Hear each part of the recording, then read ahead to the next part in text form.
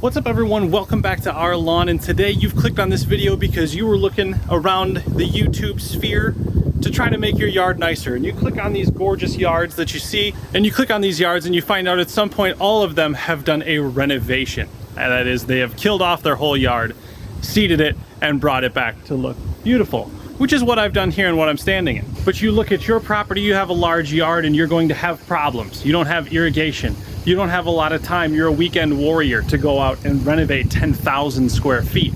What if I told you I was able to renovate 7,000 square feet with 3 sprinklers and a couple days here and there over the course of 3 years? Let's talk about that plan. So what you're looking at behind me is what I'm referring to as phase 4, because I have renovated my yard about 1,000 to 1,500 square feet at a time in phase 1, phase 2, phase 3, and now phase 4. And I really truly believe that this is the absolute best way to go about renovating a large yard if you're somebody that doesn't have irrigation or doesn't have a ton of time and resources to commit to a reno at once. And so what I want to do here is kind of sit down and talk through the things that make renovating very difficult and how this phased renovation process addresses all of those individual concerns, and why I really do believe this is the best way to go about renovating a yard. So what I think the biggest barriers to entry for renovating are, and especially as spaces get larger, is irrigation, time, cost, and risk. So let's talk about irrigation. This 7,000 square foot renovation, I do not have irrigation. And again, that's why I wanted to do a smaller area, because I didn't want to be out here for a month getting Kentucky bluegrass established by moving a sprinkler 15 times a day. So what I did is I figured out what 3 MP rotators would cover, and I just killed off and renovated that area. So you can have small scale irrigation.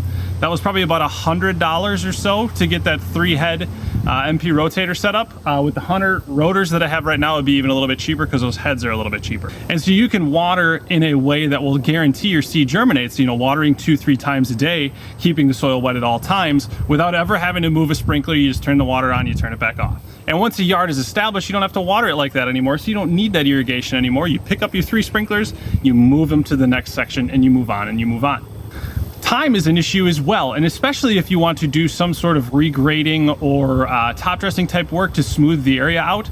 The way I went about it for most of the time is I actually killed off and then tilled and used that loosened up soil from the tiller to kind of smooth back out the area that I was renovating.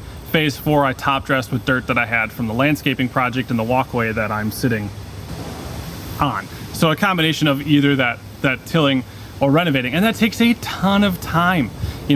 Even top dressing that last little bit is about 2,700 square feet. It's the largest section that I've bit off and tried to chew on, and it was a ton of work. It took me 3 weeks to get that top dressed, with a normal weekend warrior schedule. And the smaller bites, the 1,000 to 1,500 square foot areas that I've done, I was able to do in a day or two and accomplish fairly quickly. So that allows you to just pick your available weekend, once or twice throughout the year over the course of a couple of years, do your renovations then. You'd be good to go. And then cost and risk, I think, kind of go hand in hand. So if you want to put down a nicer cultivar of grass seed, those are fairly expensive. My Kentucky bluegrass here, to get enough seed to do my 7,000 square feet, was over $200.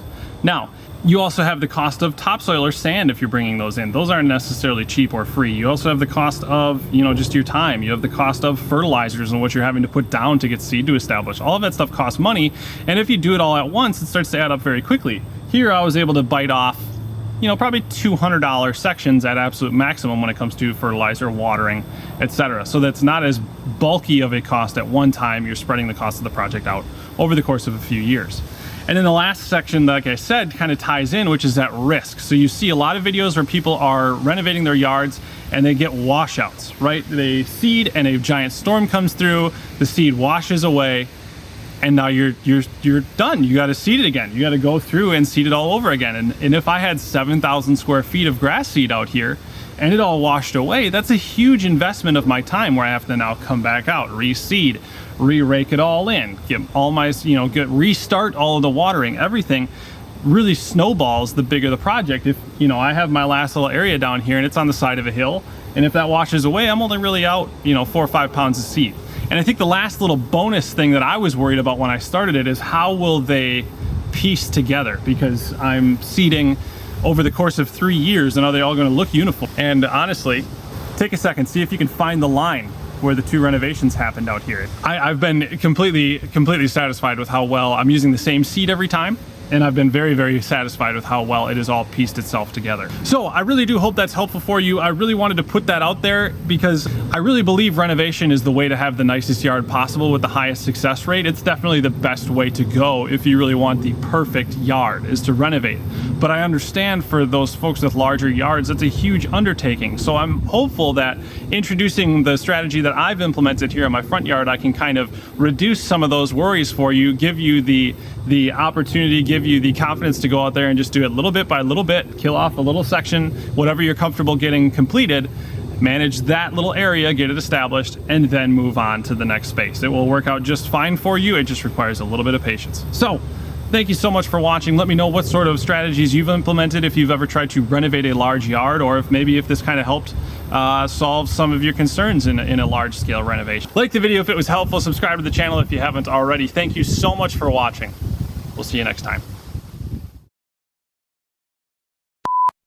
And what are the biggest... It's the largest bit that Well, what if I told you I was a... So thank you so much for watching. Subscribe to the channel if this was helpful.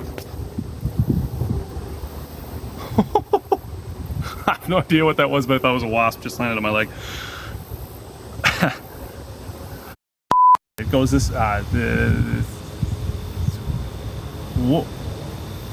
whoa, how did, this way, it's this way, back in there.